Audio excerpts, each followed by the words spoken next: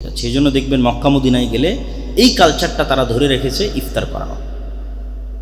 আলহামদুলিল্লাহ আমরাও উদ্যোগ নিয়েছি যে আমাদের দাওয়া সেন্টারে ইফতারির ব্যবস্থা থাকবে এবং আমাদের দাওয়া সেন্টার থেকে আশেপাশের ফুটপাতে থাকুক, অসহায় রিক্সা চালক থাকুক বা যারাই থাকুক, তাদের মধ্যে আমরা প্রতিদিন আমাদের সামর্থ্য অনুযায়ী যত প্যাকেট সম্ভব আমরা ইফতার বিতরণ করার চেষ্টা করব। আপনারা নিজেরাও যদি মনে করেন তাহলে এখানেও ইফতারিতে আসতে পারেন, এবং আপনারা যদি মনে করেন এখানের যে ইফতারি প্রজেক্ট আছে সেটিতে অংশগ্রহণ করবেন তাহলে সেটিতে অংশগ্রহণ করতে পারেন। সেটি দিয়ে আমরা যতদূর সম্ভব এখানেও ইফতারির ব্যবস্থা এবং বাইরের যে সমস্ত অসহায় গরিব মিসকিন ফুটপাতে থাকে, রাস্তাঘাটে ভিক্ষুক, রিক্সা চালক, আরও যারা আছে তাদের সকলের মধ্যে আমরা ইফতার বন্টনের একটি প্রজেক্ট হাতে নিয়েছি। এটিতে আপনারা অংশগ্রহণ করতে পারেন। আল্লাহ সুবহানাহু ওয়া তাআলা আমাদের কবুল করুক, আল্লাহুম্মা আমিন। রমজানের সাথে সংশ্লিষ্ট তিনটা জরুরি মাসালা: কাফফারা, ফিদিয়া, কাজা। রমজানের মাসালাগুলোর মধ্যে এই তিনটা মাসালা একটা আরেকটার সাথে কিন্তু মিল নাই। একটার নাম কাফফারা, একটার নাম ফিদিয়া, একটার নাম কাজা। কখন কাজা, কখন কাফফারা, কখন ফিদিয়া? আল্লাহ সুবহানাহু ওয়া তাআলা সকল ইবাদতে অপশন রেখেছেন, এক্সকিউজ, অপশন, সুযোগ, ছাড়। শুধু সালাতে নাই, শুধু সালাতে নাই। তুমি অসুস্থ কি, তুমি কি অবস্থায় আছো এটা দেখে লাভ, সালাত আদায় করতে। তো সিয়ামের ক্ষেত্রে আল্লাহ সুবহানাহু ওয়া তাআলা অসুস্থ ব্যক্তিকে, সিয়ামের ক্ষেত্রে মুসাফির ব্যক্তিকে তাদের সিয়াম ছাড়ার অনুমতি দেওয়া আছে। বয়োবৃদ্ধ ব্যক্তিকে, যার আর কখনো সুস্থ হওয়ার সুযোগ নাই, গর্ভবতী মাকে, দুগ্ধ দানকারিণী মাকে, এবং হায়েজ নিফাস তথা সন্তান প্রসবের পর যে রক্ত প্রবাহিত হয় এবং প্রতি মাসে যে রক্ত প্রবাহিত হয়, এই অবস্থায় যে সমস্ত মা এবং বোনেরা আছে তাদেরকে, এই ধরনের মানুষকে আল্লাহ সুবহানাহু ওয়া তাআলা সিয়াম ছেড়ে দেওয়ার অনুমতি দিয়েছে বা সিয়াম ছেড়ে দিবে, এটি বিধান। এখন এই যে এতগুলো ধরনের মানুষ তারা যে সিয়াম ছাড়তেছে, তাদের সিয়ামের কাজা কাফফারা না ফিদিয়া? আমরা শুরু করি কাফফারা দিয়ে। কাফফারা শুধুমাত্র এক শ্রেণীর ব্যক্তির জন্য, যে ব্যক্তি সিয়াম অবস্থায় দিনের বেলা তার স্ত্রীর সাথে সাংসারিক জীবন আছে। এই সিচুয়েশন ছাড়া আর কারোর জন্য কাফফারা নাই। তথা কেউ যদি সিয়াম অবস্থায় ইচ্ছা করে খাবার খেয়ে সিয়াম ভেঙে দেয়, তার জন্য কাফফারা নেই। গুনাহে কাবিরা, অনেক বড় গুনাহ। ফরজ সিয়াম ভেঙে দিল, অনেক বড় গুনাহ, কোনো কারণ নাই, কোনো লজিক নাই, কিন্তু কাফফারা নাই। কি আছে সেটা আমরা পরে বলতেছি। তাহলে কাফফারা শুধু ওই ব্যক্তির জন্য যে সিয়াম অবস্থায় দিনের বেলা তার স্ত্রীর সাথে সাংসারিক জীবনে গেছে, তার জন্য কাফফারা। এই কাফফারা এক টানা 60 দিন সিয়াম পালন করা, এক টানা, বিরতি ছাড়া, বিরতিহীন এক টানা 60 দিন সিয়াম পালন, অথবা 60 জন মিসকিনকে খাওয়া, অথবা গোলাম আযাদ করা। যেটা আমি বলেছি যে সিয়ামের মাধ্যমে গুনাহের কাফফারা হয়, অর্থ আদায়ের মাধ্যমে গুনাহের কাফফারা হয়। এখানে তিনটের কিন্তু দুইটা অর্থ আর একটা সিয়াম। তথা তুমি দিনের বেলা স্ত্রীর কাছে গেছো সিয়াম অবস্থায় রমজান মাসে, তাহলে এর এই গুনাহটা ক্ষমা হবে আবার সিয়াম রাখার মাধ্যমে। কয়টা সিয়াম? 60টা সিয়াম। তাহলে সিয়াম রাখলে গুনাহ মাফ হবে। অথবা আর দুইটার মাধ্যমে, যেগুলো অর্থনৈতিক, টাকা দিয়ে গোলাম আযাদ করো অথবা টাকা দিয়ে 60 জন মিসকিনকে খাওয়া। তাহলে এই কাফফারা শুধু এই শ্রেণীর মানুষের জন্য। কাজা, এই কাফফারা বাদে আর যে কোনো কারণে কেউ সিয়াম ভেঙেছে এবং পুনরায় সিয়াম রাখার সামর্থ্য আছে, পরের পয়েন্টটাই হচ্ছে গুরুত্বপূর্ণ, যে পুনরায় সিয়াম রাখার সামর্থ্য আছে। সিয়াম ভেঙেছে এই কারণ ছাড়ার যে কোনো কারণে, তথা যেটার জন্য আমরা কাফফারা বললাম, ওই কারণ ছাড়ার যে কোনো কারণে সিয়াম ভেঙেছে। অসুস্থতার কারণে ভাঙতে পারে, সফর অবস্থায় আছে তার কারণে ভাঙতে পারে, ইচ্ছাকৃত ভাঙতে পারে, হায়েজ নিফাসের কারণে ভাঙতে পারে তাদের, এবং পরবর্তীতে রাখার সুযোগ আছে, এই ব্যক্তির জন্য কাজা, তথা ওই সমান সিয়াম একটা সে আদায় করবে। যে কয়টা সিয়াম ভাঙবে সে কয়টা সিয়াম আর এক সময় আদায় করবে।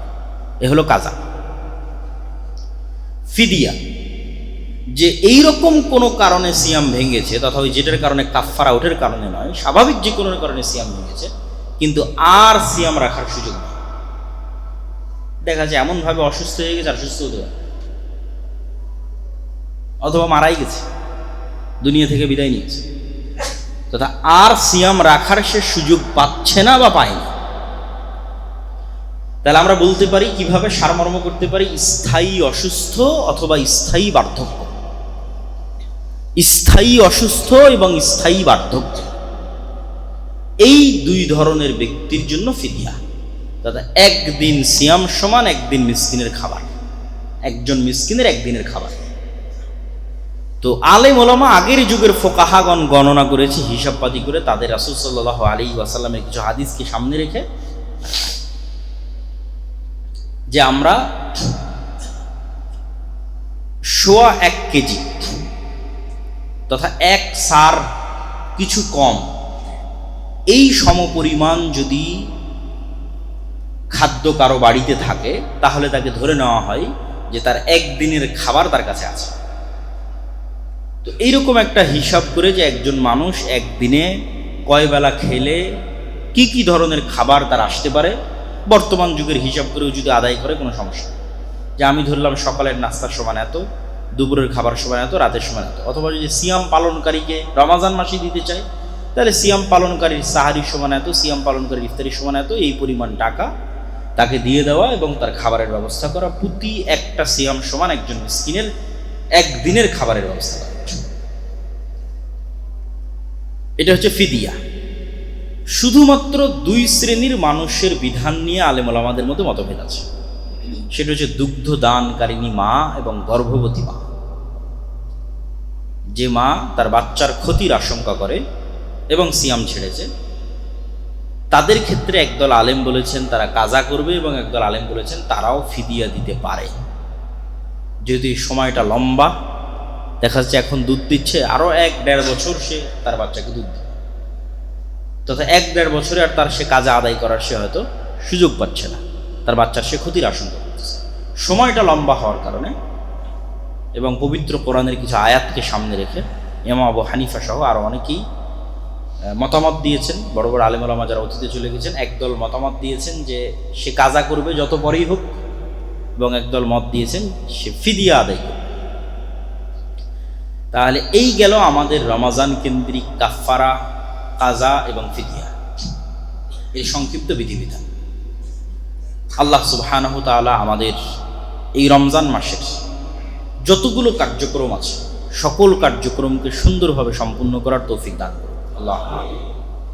আর খুব শপথ নিয়ে উঠতে হবে এবং রমজান শুরু করতে হবে। কয়েকটা শপথ, বেশি নয়, অত বেশি নিলে কাজ করা যাবে না, ক্লান্ত হয়ে যাবে। 1 নম্বর শপথ, 5 ওয়াক্ত সালাত মিস দিব না, সর্বনিম্ন স্তরে থাকে। যে আমাদের 1 নম্বর ওয়াদা হচ্ছে আমরা রমজানে অন্তত 5 ওয়াক্ত সালাত জামাতে আদায় করবো ইনশাআল্লাহ।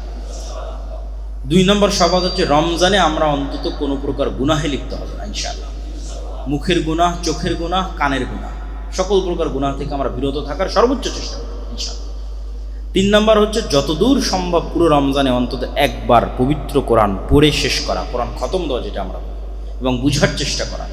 অথবা যে কোরআন পড়তে পারে না সে কোরআন শিখলো, কোরআন শেখার জন্য কোথাও ভর্তি হলো, অ্যাডমিশন নিল, অনলাইনে অফলাইনে যেখানে সম্ভব কোরআনের সাথে সম্পৃক্ত থাকার চেষ্টা করা। আল্লাহ সুবহানাহু ওয়া তাআলা আমাদের তৌফিক দান করুক, আল্লাহুম্মা আমিন।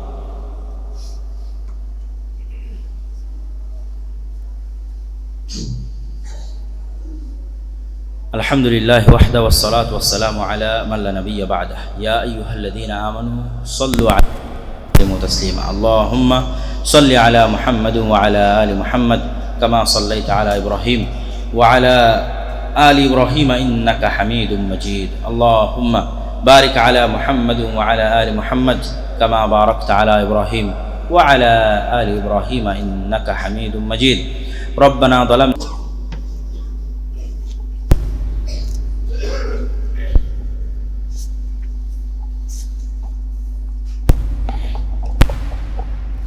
الحمد لله نحمده ونستعينه ونستغفره ونعوذ بالله من شرور أنفسنا ومن سيئات أعمالنا من يهده الله فلا مضل له ومن يضلله فلا هادي له وأشهد أن لا إله إلا الله وحده لا شريك له وأشهد أن محمدا عبده ورسوله أما بعد فأعوذ بالله من الشيطان الرجيم يا أيها الذين آمنوا كتب عليكم الصيام كما كتب على الذين من قبلكم لعلكم تتقون وقال تعالى أيضا في كلامه المجيد وفرقانه الحميد شهر رمضان الذي أنزل فيه القرآن عن أبي هريرة رضي الله تعالى عنه أنه قال قال رسول الله صلى الله عليه وسلم إذا دخل رمضان فتحت أبواب السماء وفتحت أبواب الجنة وغلقت أبواب النار وسلسلة الشياطين عن أبي هريرة رضي الله تعالى عنه أنه قال قال رسول الله صلى الله عليه وسلم من صام رمضان إيمانا واحتسابا غفر له ما تقدم من ذنبه ومن قام رمضان إيمانا واحتسابا غفر له ما تقدم من ذنبه ومن قام ليلة القدر إيمانا واحتسابا غفر له ما تقدم من ذنبه যাবতীয় প্রশংসা হামদ ও সানা মহাপরাক্রমশালী আল্লাহ সুবহানাহু সকলেই বলে আলহামদুলিল্লাহ। দরুদ সালাম বর্ষিত হোক পৃথিবীর সর্বশেষ ও সর্বশ্রেষ্ঠ রাসূল আহমদ মুহাম্মদ মুস্তাফা সাল্লাল্লাহু আলাইহি ওয়াসাল্লামের প্রতি। প্রিয় উপস্থিতি, আমরা রমজান মাসের প্রথম জুমায় উপস্থিত হয়েছি সিয়ামরত অবস্থায়। রমজান মাসের সাথে সংশ্লিষ্ট গুরুত্বপূর্ণ কিছু কাজ, গুরুত্বপূর্ণ কিছু কর্ম নিয়েই আমরা আজকে আলোচনা করার চেষ্টা করব ইনশাআল্লাহ। রমজান মাস সংশ্লিষ্ট অনেকগুলো কাজ আছে। রমজান মাসে সিয়াম আছে, রাতের তারাবির সালাত আছে, ইফতারি আছে, সাহারি আছে। রমজান মাসে লাইলাতুল কদর আছে, রমজান মাসে ইতিকাফ আছে, রমজান মাসে জাকাত বের করার একটি চিন্তা চেতনা এবং প্রবণতা আছে, যেহেতু রমজান মাসে রাসূল সাল্লাল্লাহু আলাইহি ওয়াসাল্লাম বেশি বেশি দান করতেন। রমজান মাসে কোরআন অবতীর্ণ হয়েছে, অনেক কিছু। রমজান মাসে জান্নাতের দরজাগুলো খুলে দেওয়া হয়, রমজান মাসে জাহান্নামের দরজাগুলো বন্ধ করে দেওয়া হয়, রমজান মাসে শয়তানকে শৃঙ্খলাবদ্ধ করা হয়। তো রমজান কেন্দ্রিক অসংখ্য আমল, অসংখ্য কাজ আছে এবং সেগুলোর প্রত্যেকটার পিছনে অনেক ফজিলত আছে। তো রমজান আমাদের জন্য একটি গনিমত, রমজান আমাদের জন্য অফার, রমজান আমাদের জন্য সুযোগ আল্লাহ সুবহানাহু ওয়া তাআলার পক্ষ থেকে। রাসূল সাল্লাল্লাহু আলাইহি ওয়াসাল্লাম বলেন, মান সামা রমাদানা ঈমানান ওয়া ইহতিসাবান, যে ব্যক্তি রমজান মাসে সিয়াম পালন করলো ঈমানের সাথে নেকির আশায়, তার পূর্বের সকল গুনাহ ক্ষমা হয়ে যাবে। যে ব্যক্তি রমজান মাসের রাতের সালাত তথা তারাবি বা তাহাজ্জুদের সালাত আদায় করলো, একদিনও মিস দিল না, ঈমানের সাথে নেকির আশায় তার পূর্বের সকল গুনাহ ক্ষমা হয়ে যাবে। যে ব্যক্তি রমজান মাসে লাইলাতুল কদর পেল এবং লাইলাতুল কদরে ইবাদত করলো, তার অতীতের সকল গুনাহ ক্ষমা হয়ে যাবে শুধু এক রাতের ইবাদতের কারণে। তাহলে কি পরিমাণ ফজিলত, কি পরিমাণ সুযোগ এবং অফার এই রমজান মাসে আছে, তা আমরা খুব ভালোভাবেই চমৎকারভাবেই বুঝতে পারছি। তবে রাসূল সাল্লাল্লাহু আলাইহি ওয়াসাল্লাম যে দুটি শর্ত দিয়েছেন, ঈমানের সাথে নেকির আশায়। ঈমানের সাথে এর অর্থ হচ্ছে গুনাহ মুক্ত অবস্থায়, পূর্ণাঙ্গ ঈমানের সাথে। সিয়াম পালন করছি, শুধু পেটের সিয়াম, কিন্তু চোখের সিয়াম নাই, হাত পায়ের সিয়াম নাই, মুখের সিয়াম নাই, তাহলে এই সিয়ামের কোনো দাম নাই। তথা যেহেতু রাজনৈতিক পট পরিবর্তন ঘটেছে বাংলাদেশে, সেহেতু সারাদিন রাজনীতির আলাপ নিয়ে ব্যস্ত, গীবত, পরনিন্দা, অপবাদ, ফেসবুক, তাহলে এই রমজান মাস খুব ব্যর্থ একটি রমজান মাস হতে যাচ্ছে তাদের জন্য, যারা নিজের মুখ জবানকে কন্ট্রোল করতে পারছে না, এবং তাদের জন্য খুব ব্যর্থ একটি রমজান মাস হতে যারা নিজেদের হাত, চোখ, কান এগুলোকে কন্ট্রোল করতে পারছে না।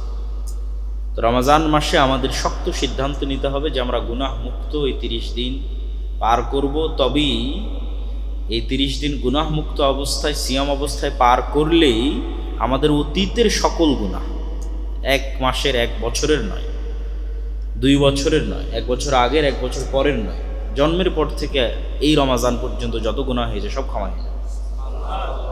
কিন্তু ওইটার জন্য আমাকে শর্ত পূরণ করতে হবে। সেই শর্ত পূরণ হচ্ছে ঈমান অবস্থায় নেকির আশায়। নেকির আশায় মানে আল্লাহর সন্তুষ্টির জন্য, লোক দেখানোর জন্য না। আর ঈমানের সাথে মানে গুনাহ মুক্ত। এই জন্য সর্বোচ্চ চেষ্টা করতে হবে রমজান মাসে, যেহেতু আমরা সিয়াম রাখছি সেহেতু সিয়ামটাকে কার্যকরী করি। কেন কষ্ট করে না খেয়ে থাকাটাকে নষ্ট করব?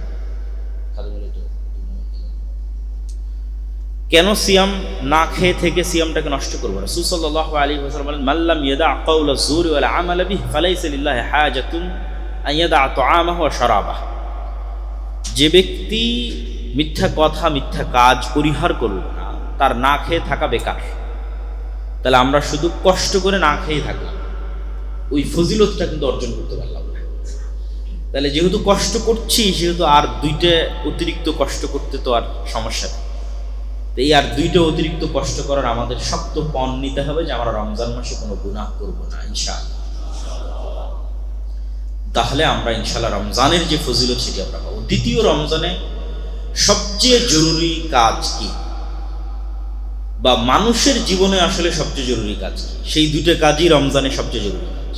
শেখ আব্দুর রাজ্জাক বিন ইউসুফ বহু বক্তব্যে বলেছেন, মানুষের জীবনে 1 নাম্বার ইমার্জেন্সি হচ্ছে সালাত। 1 নাম্বার সবচেয়ে জরুরি আদায়যোগ্য কাজ, যার চেয়ে জরুরি কোনো কাজ পৃথিবীতে নাই, সেটা সালাত। তার সাথে দ্বিতীয় জরুরি কাজ হচ্ছে কোরআন। এই জন্য উনি ওনার বহু বক্তব্যে বলেছে যে দিনে কিছুই যদি না পারেন সূরা নাস, ফালাক, ইখলাস হলেও পড়তে হবে, কোরআনের সাথে থাকতে হবে। তা এই রমজান মাসেও আমাদের সবচেয়ে জরুরি 2টা করণীয়, 1 নাম্বার 5 ওয়াক্ত ফরজ সালাত, যদি পারা যায় জামাতের সাথে, সর্বোচ্চ চেষ্টা করা। অন্তত এই রমজান মাসে যদি আমরা কিছু না করতে পারি, যে রমজান মাসে আমি কি করতে চাই, কিছুই করতে পারলাম না, অন্তত এই 2টা কাজ যেন আমাদের মিস না হয়। 1, আমরা সালাত মিস দিব না, চেষ্টা করব 5 ওয়াক্ত সালাত জামাতের সাথে আদায় করার। 2, কোরআন। কেননা এই রমাজানের যত বরকত, যত ফজিলত সব কোরআনের কারণে। শাহরু রমাদান আল্লাযী উনজিলা ফীহিল কুরআন, এই মাস সেই মাস যে মাসে কোরআন অবতীর্ণ হয়েছে। ইন্না আনজালনাহু ফী লাইলাতিল কদর, আর আমরা কোরআনকে অবতীর্ণ করেছি লাইলাতুল কদর। তাহলে লাইলাতুল কদরের শ্রেষ্ঠত্ব কোরআনের কারণে, রমজানের শ্রেষ্ঠত্ব কোরআনের কারণে, মুহাম্মদ সাল্লাল্লাহু আলাইহি ওয়াসাল্লামের শ্রেষ্ঠত্ব কোরআনের কারণে, উম্মতে মুহাম্মাদের শ্রেষ্ঠত্ব কোরআনের কারণে। নূহ আলাইহিস সালাতু ওয়াস সালামের কওমের একজন মুমিন যদি 1000 বছর জীবন পেয়ে থাকে, আর উম্মতে মুহাম্মাদের একজন মুমিন যদি 60 বছর জীবন পেয়ে থাকে, তাহলে গ্যাপ প্রায় 940 বছর। তাহলে নূহ আলাইহিস সালাতু ওয়াস সালামের কওমের একজন মুমিনের 940 বছরের ইবাদতকে উম্মতে মুহাম্মাদের একজন মাত্র 60 বছরের ইবাদত দিয়ে কিভাবে পার করবে? কিভাবে কিয়ামতের মাঠে উম্মতে মুহাম্মাদি নেকিতে সর্বশ্রেষ্ঠ, অথচ হায়াত 60 বছর, কিন্তু তারাই জান্নাতে সর্বশ্রেষ্ঠ নেকির অধিকারী হবে। অথচ তাদের অতীতে যারা চলে গেছে তাদের হায়াত 900 বছর, 1000 বছর, 1500 বছর, তাহলে তো সে 1000 বছর ইবাদত করেছে, 900 বছর ইবাদত করেছে। তো বলছে লাইলাতুল কদরি খায়রুম মিন আলফি শাহর, লাইলাতুল কদরের 1 রাতের ইবাদত 1000 মাসের ইবাদতের চেয়ে শ্রেষ্ঠ। 1000 মাসের ইবাদতের সমান বলা হয়নি, 1000 মাসের ইবাদতের চেয়ে শ্রেষ্ঠ। তাহলে এইটার কারণ হচ্ছে কোরআন। এই সূরা ফাতিহা উম্মতে মুহাম্মাদের কাছে আছে, অতীতের কোনো জাতির কাছে ছিল না। এই সূরা ফাতিহা পড়ার যে নেকি, সূরা বাকারা পাঠ করার যে নেকি, এই নেকি থেকে অতীতের উম্মতরা বঞ্চিত। এই জন্য কোরআন দিয়েই এবং কোরআনের বরকতেই উম্মতে মুহাম্মাদি অতীতের উম্মতের 1000 বছরের ইবাদতকে অতিক্রম করে যাবে মাত্র 60 বছরের জীবনের, তাও পুরোটা নয়। আমরা প্রতিদিনের 8 ঘন্টা ঘুমাই, তাহলে আমাদের জীবনের 3 ভাগের 1 ভাগ আমরা ঘুমাই, 60 বছরের 20 বছর ঘুমাই। আর এখন যদি আপনি নিজের ফোনের সেটিংসে গিয়ে দেখেন যে আপনি সারাদিন কতক্ষণ ফোন চালিয়েছেন, তো গড়ে দেখবেন 5 ঘন্টা, 6 ঘন্টা, 4 ঘন্টা, অন্তত 30%, 40% মানুষের গড়ে ফোন চালানোরই পরিমাণ 5 ঘন্টা, 6 ঘন্টা।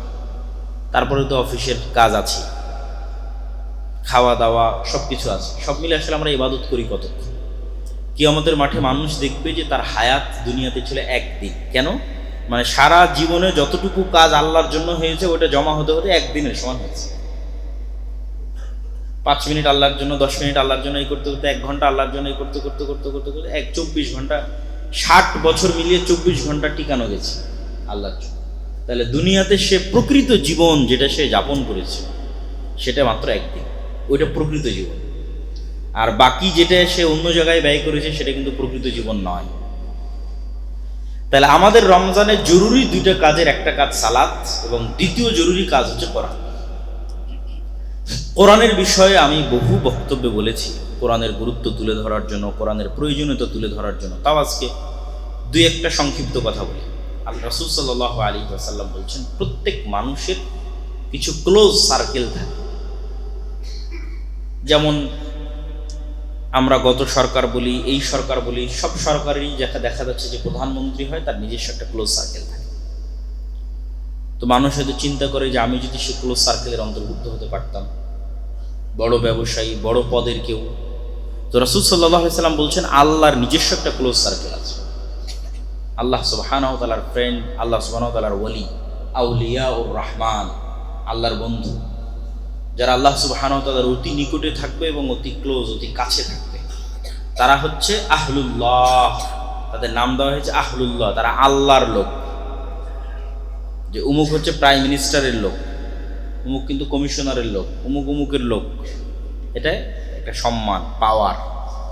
তাহলে কেউ পৃথিবীতে কিছু মানুষ আছে যারা কার লোক? আল্লাহ। তারা হচ্ছে যারা কোরআনের সাথে সবসময় উঠা বসা করে।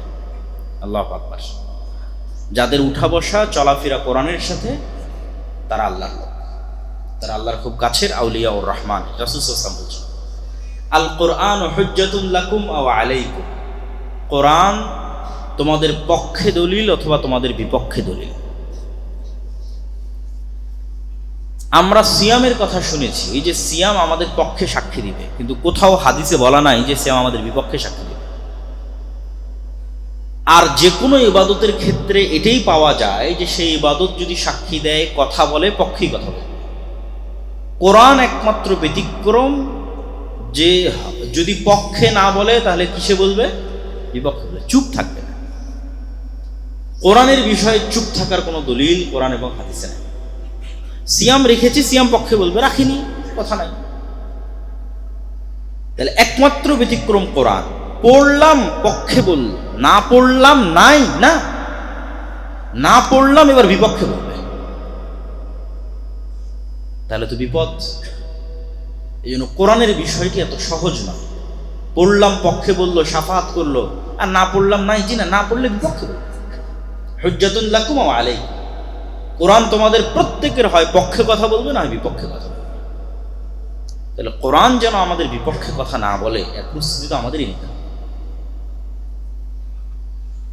এবং কোরআন কথা বলবে, কথা ঠিক। কেননা কিয়ামতের মাঠে অসংখ্য আমলের বিভিন্ন প্রতিকৃতি এবং বিভিন্ন রূপ আল্লাহ সুবহানাহু ওয়া তাআলা দিবেন, এবং অসংখ্য কিছুকে আল্লাহ কথা বলার শক্তি দিবেন। আল্লাহ বলছেন, আল্লাযী আনতাকা, যিনি তোমাদের কথা বলার শক্তি দিয়েছে। তোমরা তোমাদের আশেপাশে তাকিয়ে দেখো, কত কি কথা বলতে পারে না, কিন্তু তোমরা তো কথা বলতে পারছো। তাহলে তোমাদেরকে কথা বলার শক্তি কে দিয়েছে? আল্লাহ। তো যিনি আজ মানুষকে কথা বলার শক্তি দিয়েছে, তিনি কাল মাটিকে কথা বলার শক্তি দিবেন। মাটি থেকেই তো মানুষ তৈরি হয়েছে। তো তিনি কালকে কোরআনকে কথা বলার শক্তি দিবেন, জীবন্ত রূপ দিবেন। কোরআন কথা বলবে, এটা অতি সহজ এবং বিশ্বাসযোগ্য। তো রমজানে আমরা সর্বোচ্চ চেষ্টা করতে হবে আমাদেরকে, যে আমরা 5 ওয়াক্ত সালাত যদি পারা যায় জামাতের সাথে সর্বোচ্চ গুরুত্ব দিয়ে, আর 2 কোরআন। কোরআন পৃথিবীতে থাকা এমন কিছু যা সরাসরি রব্বুল আলামিনের জাতের সাথে কানেক্টেড। আর কোনো কিছুই পৃথিবীর রব্বুল আলামিনের সত্তার সাথে সম্পৃক্ত নয়। রব্বুল আলামিনের সৃষ্টি সবকিছু তার সত্তার সাথে কানেক্টেড নয়, তার সিফাত, তার গুণ নয়। আল্লাহ সুবহানাহু ওয়া তাআলার হাত আল্লাহ সুবহানাহু ওয়া তাআলার সাথে কানেক্টেড। সম্পৃক্ত, তার সিফাত, তার গুণ। আর পৃথিবীতে আর বাকি যা কিছু হচ্ছে সব আল্লাহর সৃষ্টি। একমাত্র কোরআন হচ্ছে কালামুল্লাহ, আল্লাহর বাণী, আল্লাহর আওয়াজ, আল্লাহর শব্দ, আল্লাহর বাক্য। এই জন্য কোরআনের গুরুত্ব সীমাহীন এবং অপরিসীম। এমনিতেই যে কোনো আসমানি কিতাবের গুরুত্ব সীমাহীন ও অপরিসীম। বানু ইসরাইলের উপর যখন তাওরাত অবতীর্ণ করা হয়, ওয়ারাফা'না ফাওকাকুমুত তুর, তাহলে তাওরাত কত গুরুত্বপূর্ণ যে তোমরা তাওরাত মানতে বাধ্য, এই ওয়াদা নেওয়ার জন্য আল্লাহ তুর পাহাড়কে বানু ইসরাইলের মাথার উপর তুলে ধরেছে। এই তোমরা ওয়াদা করো যে তোমরা তাওরাত পড়বা এবং মানবা, না হলে কিন্তু পাহাড় ছেড়ে দিলাম। এটা তাওরাতের ক্ষেত্রে বানু ইসরাইলের সাথে ঘটানো হচ্ছে। তখন বানু ইসরাইল ওয়াদা করলো যে হ্যাঁ, আমরা তাওরাতের উপর ঈমান আনয়ন করলাম, তাওরাত পড়বো এবং মানব। তাহলে তাওরাতের মতো কিতাব অমান্য করলে পাহাড় ছেড়ে দিয়ে বানু ইসরাইলকে ধ্বংস করে দেওয়া। একই অবস্থা উম্মতে মুহাম্মাদের। হ্যাঁ, অন্য উম্মতকে যেভাবে ধ্বংস করা হয়েছে উম্মতে মুহাম্মাদীকে সেভাবে করা হবে না। উম্মতে মুহাম্মাদীকে ধ্বংস করার ধরন ভিন্ন। যেমন নূহ আলাইহিস সালামের কওমকে ধ্বংস করা হয়েছে বন্যা দিয়ে, আদ সামুদকে ধ্বংস করা হয়েছে ঝড় এবং বিকট আওয়াজ দিয়ে, লুত